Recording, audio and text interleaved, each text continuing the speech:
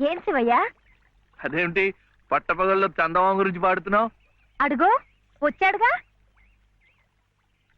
ఎక్కడా? ఏడి? నువ్వే. ఏ కాదా? గుండ్రటి మొహం, చక్రాల్లాంటి కళ్ళు, ఎన్నెలల్లే నవ్వు. అయితే పాడుకో. ఏ శివయ్య, కాస్తిటొచ్చి ఈ ప్రద్దెళ్ళు అందడం లేదు. వీపు అందకుండా ఎందుకు పెట్టుకున్నావు?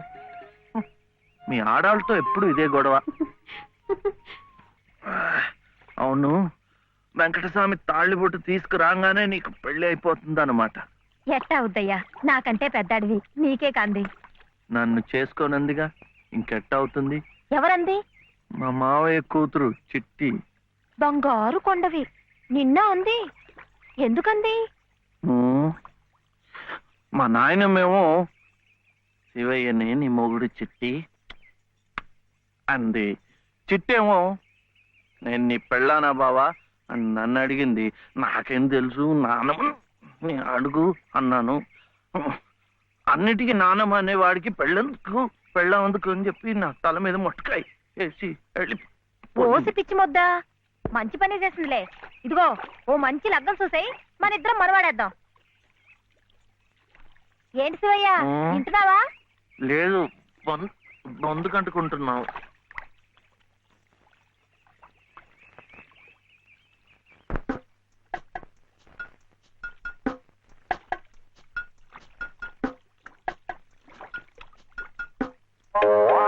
ఏం శివయ్య, పెళ్ళనగానే చేతికేదో కరెంట్ వచ్చినట్టుగా ఉంది. కరెంట్ అంటే కర్మ, మను అయితే మన ప్రేమ పట్టపగ్గాలు ఉండవు. ఊరి సచ్చినోడా నువ్వా? ఎల్లెలో ఏటే సుబ్బులు, చెయ్యి మారగానే సాకు తగిలిందటే చుట్టుకున్నట్టుకున్నావు. పట్టేవాళ్ళ బుద్ధేంటో ఆ చెయ్యి వాటంలోనే తెలిసిపోద్ది. అమ్మో!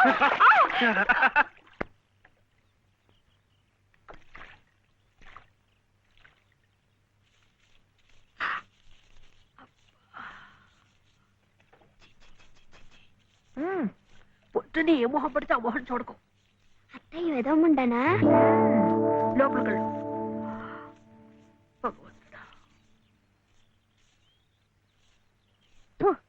పొద్దున్నే నీకెందుకులే మా పళ్ళు, అవి అక్కడ పడేసి లోపలికి వెళ్ళు. పర్వాలేదులే వదినా, ఇందులో తప్పే ఉంది. తప్పే ఉంది అని నిలదీసి అడిగితే నేనేం చెప్పను? నిన్న పొద్దున్నే నీ మొహం చూశాక ఆ పక్కింటి ఆయన కాలు జారిపడ్డాయట. వాళ్ళ ఆవిడ ఒకటే తిట్టిపోసింది. పొద్దునే లేచి ఎవరైనా కాస్త మంచి మొహం చూడాలనుకుంటారు పాపం. ఏమే నీళ్ళు, నువ్వు వెళ్ళి కాస్త కాఫీ పని చూడమ్మా, వెళ్ళు.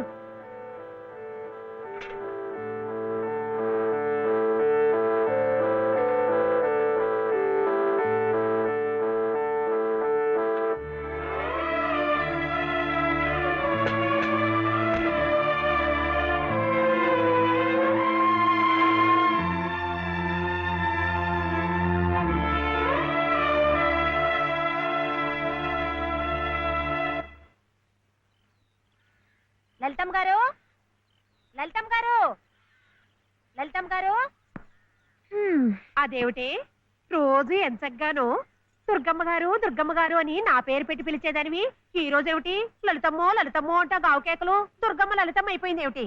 అదెట్టా అవుతుందమ్మా, దుర్గమ్మ దుర్గమ్మే, లలితమ్మ లలితమ్మే. నా జాకెట్, నా లాగు, నా చొక్కా ఎక్కడా? ఇదిగో బాబు, తమ చీరలు 2 రాసుకోండి. ఒరే చెంప అక్కడ పెట్టరా.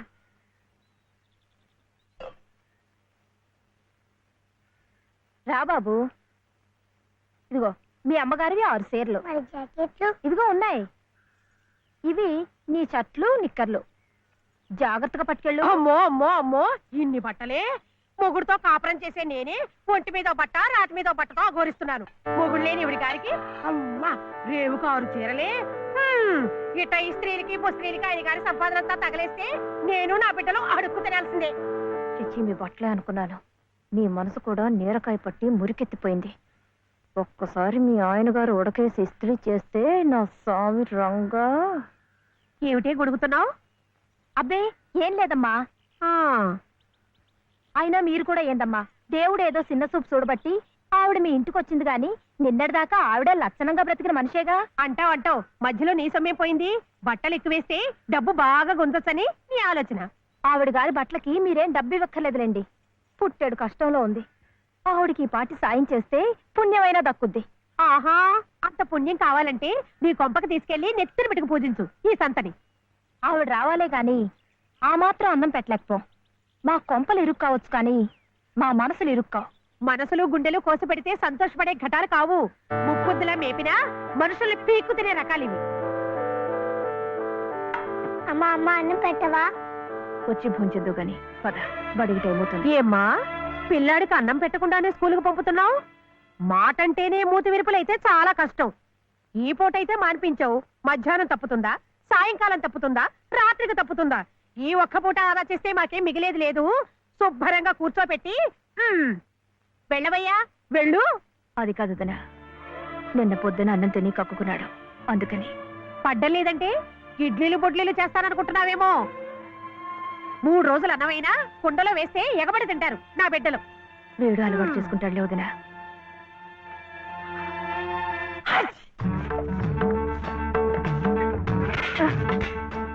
ఇక్కడ గొడిగే.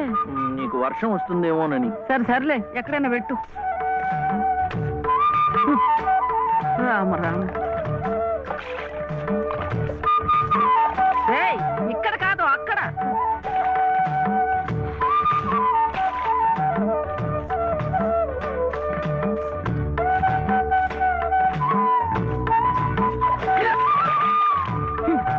రామచంద్ర,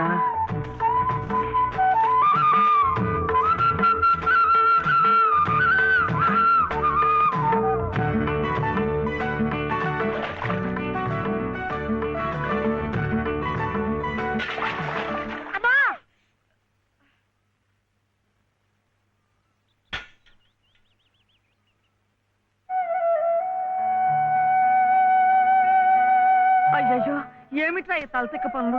చూడలేదు. సర్లే, బిడ్డ పూర్తిగా తడిసిపోయాడు, ఏమనుకోకమ్మా. పర్వాలేదు. చాలే. అయితే రేపటి నుంచి నీళ్లు కూడా పోయాను. ఒరే, ఇదంతా నా కోసం అట్లా, నీ కోసం కాదు. ఏది చేసినా భక్తితో చెయ్యాలయ్యా. అయితే ప్రసాదానికి వెళ్ళినా వెళ్ళు. ఓం రాజాతిరాజాయ ప్రసహ్య సాహినే నమో వయం వై శ్రవణాయ కుర్మహే సమే కామాం కామకామాయ మహ్యం కామేశ్వరో వై శ్రవణో దదాతు. ఇంకా నైవేద్యం కాలేదురా. శ్రవణో దదాతు.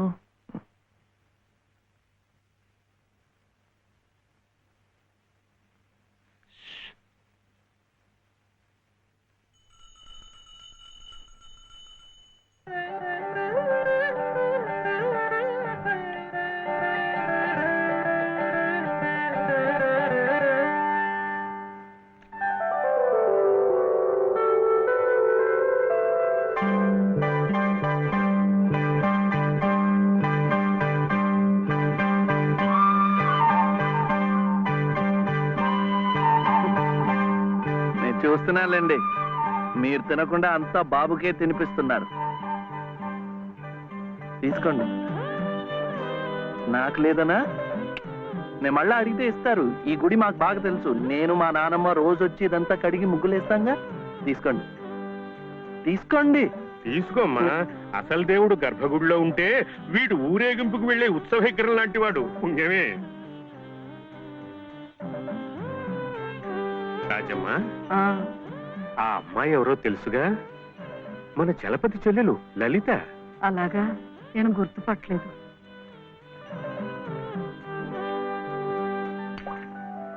నిన్ను గుర్తుపట్టలేకపోయానమ్మా, ఏమనుకోకు. ఏమిటో మనిషికొక చింత పెడతాడా దేవుడు. గంగిగోవు లాంటి మీ అన్నయ్యకి ఆ మహాతల్లి మీ వదినెలా దొరికిందో. వస్తానండి. పదమ్మా. చూడమ్మా, ఇంత చిన్నతనంలోనే నీకొచ్చిన కష్టం సామాన్యమైంది ఏం కాదు. ఇలాంటప్పుడే మనసు చిక్కబట్టుకోవాలి. నేను ఎన్ని ఎదురు దెబ్బలు తిన్నానంటావు? కళ్ళ ముందే కాపురం చేస్తున్న కూతురు పోయింది, కొడుకు కోడలు పోయారు. చిన్నతనంలో జరిగిన ప్రమాదంలో మెదడికి దెబ్బ తగిలి నా మనవడు ఇలా అయిపోయాడు. ఇవన్నీ తట్టుకుంటూ మందులు మాకులు తింటూ ఇంకా బ్రతికుండాలనుకుంటున్నానంటే ఎందుకంటావు? నా మీద ఆధారపడ్డ వాడి కోసం, నా మనవడి కోసం. భగవంతుడా, వాడి బుద్ధి పెంచకపోతే పోయే, ఏ కల్మషం ఎరగని ఆ పసితనాన్ని అలాగే ఉంచు. చెప్పింది చేసే పట్టుదల, దీక్ష అవైనా ఇచ్చావు, అంతే చాలు అని రోజుకొక్కసారి ఆ దేవుడికి గుర్తు చేయటానికి ఈ కట్టిని ఇలా ఉంచాను. అమ్మా ఊరికెళ్ళొద్దు.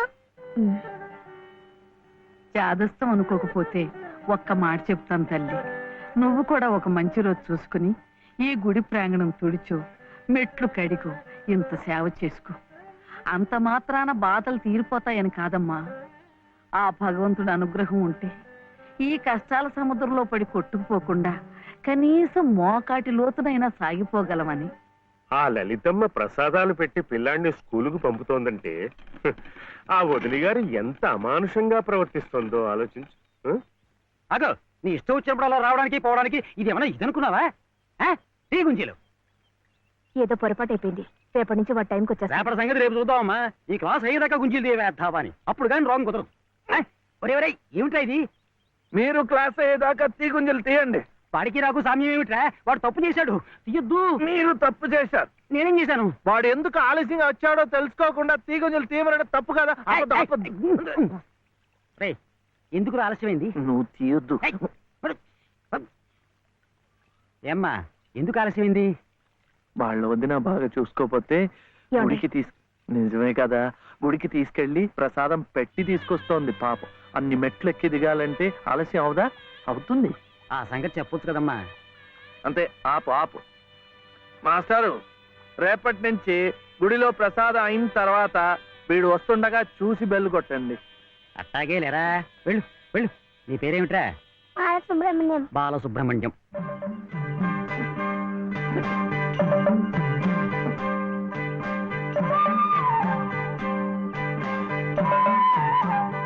తెలిసిందిలేండి, మీ పేరు లలిత, నా పేరు చెప్పున వీర వెంకట సత్య శివసుందర రామయ్య. మీ పేరులో 3 అక్షరాలే, లలిత. నా పేరులో 3 ఉన్నారు. వీర వెంకట సత్య అన్నవరం స్వామి, శివ నేను, సుందరరామయ్య మా తాతయ్య. మరి మీ పేరులో ఎవరున్నారు? ప్రస్తుతానికి నేను, మా బాబే.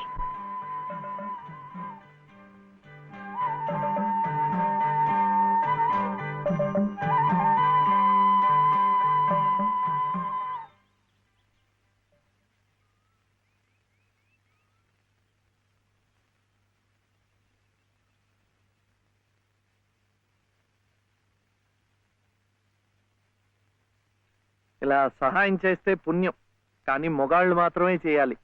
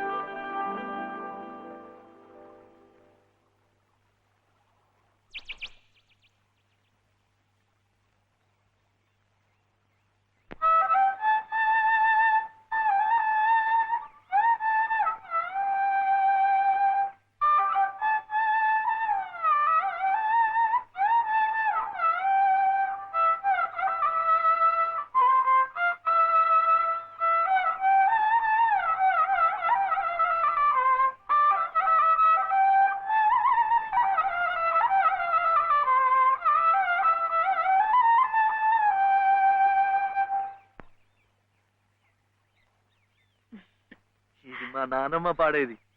ఏమిటి చెప్పండి. శివుడవో మాధవుడవో ఎవరని నిర్ణయించేదిరా, మిమ్మల్ని ఎవరని నిర్ణయించేదిరా. మీకు సంగీతం బాగా వచ్చు అనుకుంటానే. మీకు తెలిసిన చోట 2-3 సంగీతం పాఠాలు ఇప్పించకూడదు. పాఠానికి 100 రూపాయలు ఇచ్చినా నా బ్రతుకు గడిచిపోతుంది.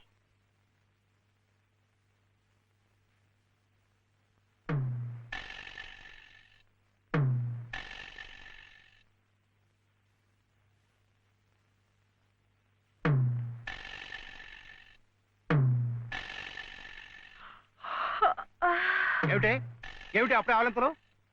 పెళ్లినాడు హోమం చుట్టూ తిరుగుతుంటే పురోహితుడు చెప్పాడు కాబట్టి తిరుగుతున్నారు అనుకున్నాను. తెల్లవారులు మంచం చుట్టూ కూడా అలాగే తిరుగుతారని నాకేం తెలుసు. పాడుగాను బుద్ధి. తిరుగుతున్నానంటే ఏ కోణంలో చూస్తే నువ్వు అందంగా ఉంటావో చూస్తున్నా. నా అందం చూడటానికి ఈ జన్మ సరిపోతుంది. నా కడుపు పండటానికి మరో జన్మ పడుతుంది. పడితే పట్టని ఏమిటి? అన్ని జన్మలకి నేనే నీ మొగుణ్ణి. మావయ్య ఫ్రీ ఫ్రీ ఫ్రీ ఫ్రీ దిగు దిగు దిగు. అలా చూడకూడదు రాత్రిపూట. ఏమిటయ్యా రా. మధ్యలో వాడిందికే నువ్వు కూర్చో. నువ్వు వెళ్ళరా, వెళ్ళు. ఇవ్వు.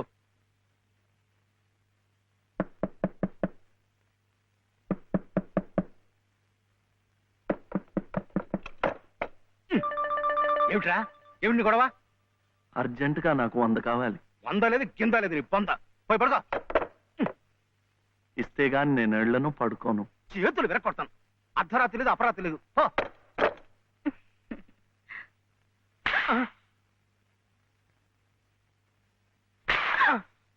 అల్లుడు ఏమిటండి మీరు కిటికీ? అది కాదయ్యా, ఇందాక ఏదో నేను అడిగినట్టున్నాడు. నువ్వేమో కాదన్నట్టుకున్నావు. అందుకన్నాడు కొరడా ఇచ్చుకొని రక్తాలు వచ్చేలా కొట్టుకు చేస్తున్నాడు.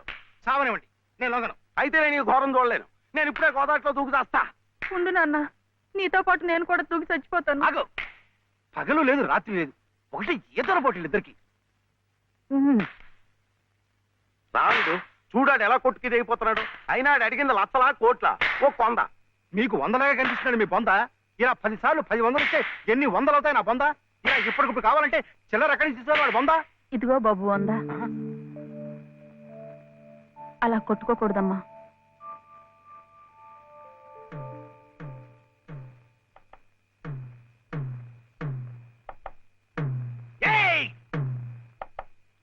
ఉత్తు తరుపులే, ఆడేం చెయ్యడు పాపం. కానివరే, ఇంత గొడవ చేసి 100 రూపాయలు ఇచ్చుకున్నావు కదా, దేనికి? సంగీతం నేర్చుకోవడానికి. అందులో సగం నేను నేర్పుతా. ఏం సగం ఇస్తే సగమే నేర్పుతానేనా? మరి మీకిస్తే ఆవిడకి సహాయం చేసినట్టు ఎలా అవుతుంది? ఆవిడెవరు? లలితమ్మ గారు. అదా సంగతి. బాగుందిరా. కానివరే, ఓ పెద్ద పేరున్న దర్జీ దగ్గరికి సీటీ కూడా అట్టుకెళ్ళి మంచి కోటు కుట్టమంటే బాగోదు. అట్లాగే బాగా శాస్త్రం తెలిసిన మనిషి దగ్గరికి వెళ్ళి నీ లొల్లాయి పదాలు పాడే కంఠంతో సంగీతం నేర్పమంటే చచా, దానికి రాగం తానం తాయి ఎన్నుండాలా. అసలు గొంతుకి ఏ స్థాయిలో ఇప్పుడా జమ్ము నిలబడిపోవాలా. అప్పుడు ఆవిడేమైనా నేర్పినా నువ్వేమైనా నేర్చుకున్నాను.